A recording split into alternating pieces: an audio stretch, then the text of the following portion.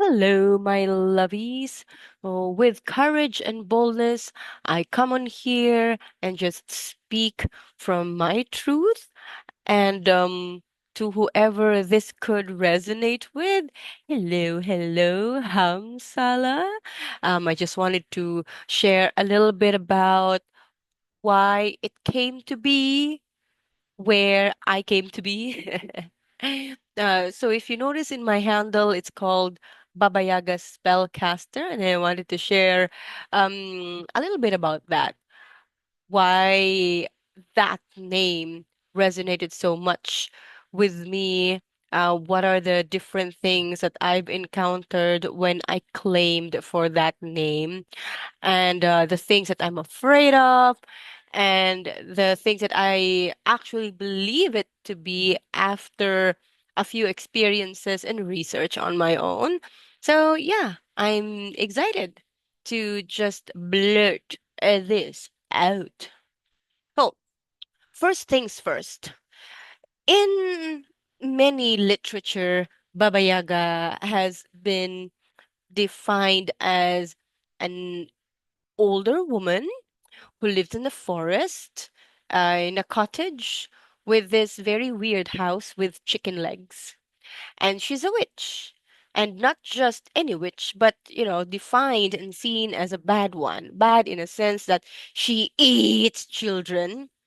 She lures children and eats children, especially in the story Hansel and Gretel, where there's this um, siblings um, who got lost in the woods, and then they saw a house that's made of sweets, and the witch was there, and that witch was Baba Yaga, and other variations that pertains to that. And when I first shared it to a few people that I know, but will not name because it's useless to name people here because that's not the point. Um, and I told them, Baba Yaga, I'm Baba Yaga. And then a few of them scoffed, say, Baba Yaga is, Baba Yaga is bad, right? Like, she's evil, she's dark. Well, yes and no. Yes, because there are indeed literature that defines her to be so. And no, because that's not the only literature about Baba Yaga that's really out there. Come to think about it, truth is even subjective. What's true for you does not necessarily mean that it's true for me. So when I claimed Baba Yaga, spellcaster, Baba Yaga, um, it's like for them, for those who heard but not truly understood, it's like, wow, such a bold move from you, you know? How do you call that? So arrogant, so big-headed for you to claim yourself to be Baba Yaga, just like claiming yourself to be Jesus. Or sometimes they just joke about, Baba Yaga John Wick. Yeah, sure, sure. But Baba Yaga actually called out to me in one of my spiritual journeys. So yes, I take mushrooms. I've been to ayahuasca.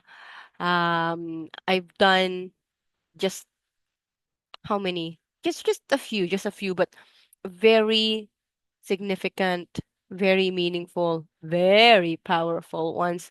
And I'm truly, truly blessed and grateful for that. And sometimes a calling is just so simple that it gets overseen. And when you share it to people, it's very anticlimactic because the people will be expecting, like, oh, there's like thunder and lightning, and then there's an earthquake, and then there's this heavy tornado, and it carried the name. It wasn't like that for me. It was just like Baba Yaga. Hello, Baba Yaga. And then that's it. And then I got curious because the way that I knew Baba Yaga before was really an evil witch. I don't like her. I didn't like her. She was ugly as fuck. But then when I went to reading some more literature about her, and there's this literature that shows or that states Baba Yaga is a woman of wisdom and healing, of death and rebirth. That she's actually a sought after wise woman. And when she could not be controlled by people, especially men, they stained her name, made her an outcast, and then created stories about her that is not really a truthful account of events. And then the way that I understand it also is sometimes when people talk bad about you and you know your truth, you would not even want to barge in and tell them that's not the truth. You just let them be. Oh, you think that I'm a scary ass witch? Okay. Oh, you think I eat children? Okay. Yeah. And that means a lot to me because I have been in a season where I have to prove to people. I have to really tell them all the sides of my story, make them understand. Because if not, then oh my gosh, what's going to happen to me? I'm so kawawa. I will be a nobody because nobody hears my truths and stuff like that. And it haunted me for so many years. Even up until this point, there's still that inner voice inside my head that says, "What are you doing, girl? Where are you on this space where a lot of people can see you, can hear you? Are you kidding me? Are you nuts?" Yeah, sure. Okay. Because I want to step into this version of me that's not chasing what other people would think of me. I want to expand who I am with a different wisdom that has been passed on to me. And I want to live it, you know? I've read books. I've been in spiritual journeys. I've read tarot cards that speaks about courage, that speaks about owning who you are. And I'm still holding back because of other narratives in my mind. But Baba Yaga, she doesn't give a fuck. Especially if it's it's against her or it's a petty um argument against her, telling or people telling her who she isn't. Right? And that's why she's okay living alone. She's okay being weird, but she knows that she can heal. She knows that she has wisdom, and she knows that she has the ability to both sides of death and rebirth. And that's why many people who don't agree with her find her scary because they couldn't boss her around. They couldn't control her. And because Baba Yaga called to me and I heed it, you know, because sometimes when you're called, you always have the decision and the choice to say, "No, I know you're calling me, but no, I'm too scared." But when Baba Yaga called to me, I was still scared. I still have fear, but I want it. It's one of my paths where there's a lot of passion and fire and magic. In one of my dreams, oh, who am I kidding? In one of my visions, yeah, sometimes it can be a little bit blurry. What's a vision and what's a dream? Well, in one of my visions, I saw myself really embodying um being a witch. And I saw myself in different groups. I've gone through them and they are represented by colors. And the group where I was really given affirmation and something that's very welcoming and you know just feeling that I belong, the color was red. So in that vision I am Red Witch. And I find it silly because there's a Marvel movie today that calls that pertaining to Scarlet Witch. So it's like if I say I'm a red witch, does that mean like, oh, I'm just being too imaginative, and I'm just really talking about Scarlet Witch? But sometimes these movies have an underlying truth that speaks to the innermost part of who we are, whether that's intuitive or that's mystic or that's something else. But for me, it was the Red Witch, and I've encountered religious people who are against it. So I've cut ties with them also. And I don't hate them. I love them. I love them so much. They're amazing, amazing people. But we're just not on the same side of the coin anymore. And it's okay. But we're not close anymore. Because of that thing where I embrace witchcraft. Um, but the purpose of me embracing witchcraft is um has something to do with my authenticity, my piece of truth, and I believe that when a person embraces authenticity, when a person embraces truth, what what emanates, what radiates is also something similar, and what they attract is also something similar.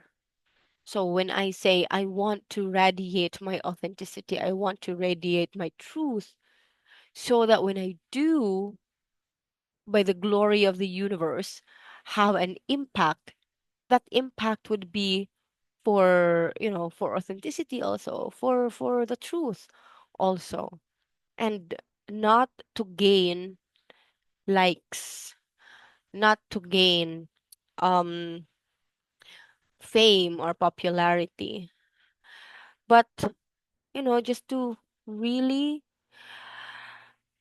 embody what I believe, wholeheartedly believe, is a beautiful part of me.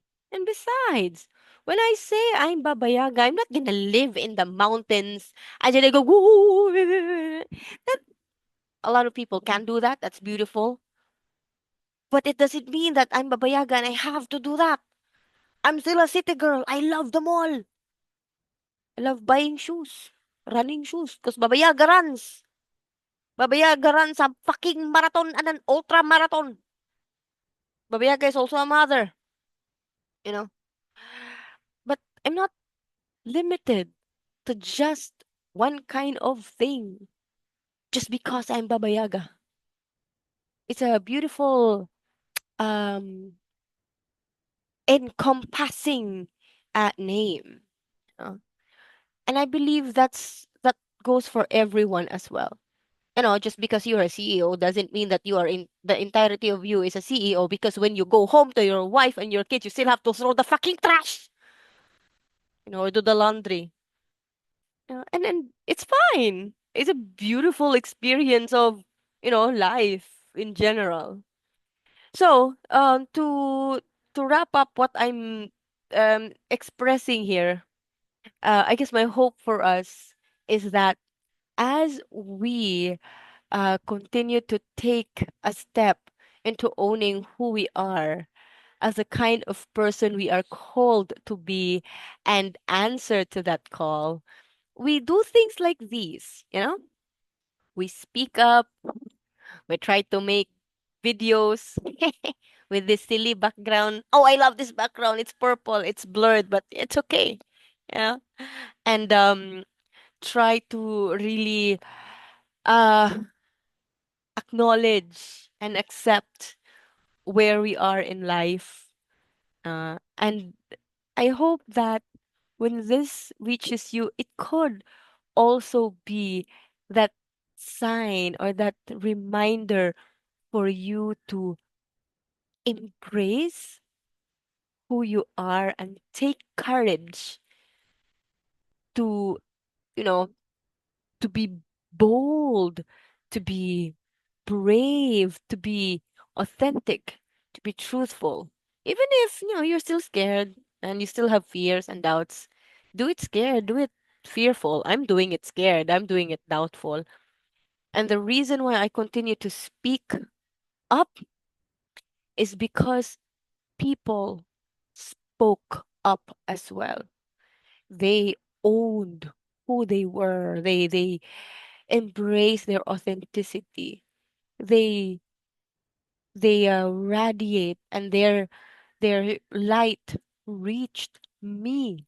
If they did not talk, if they did not share, I would not have gotten that opportunity to do something similar today. So my hope for us all is that every time we get the opportunity, the chance to be reminded of the power that we actually hold, and that there are people, and myself included, with all of the heebie-jeebies that I might feel and you might feel, it's still a reminder that we can do something to go out there and just be who we are called to be, and who we embody ourselves to be. So yeah, that's about it. And at this point, I don't even know how to close the spiel. I don't know how to um close the window, come alive. What the fuck? Okay. But yeah, I'm so happy that I get to do this with you. Hamsala, everyone. There is still love and light, and there's also things in between that we don't have to keep on saying I'm always gonna be a good girl and be conforming to everything that people are telling me, because this is not what this video is all about. It's about why am I a babayaga? And despite the misconception and the other perspective of it, I want to hold it in my heart. I want to embody it and walk in it the way that I understand how, regardless of people's criticism and people's yada yada yada. I am Babayaga. I am Babayaga spellcaster, and it is nice to meet you all. Shiki bye.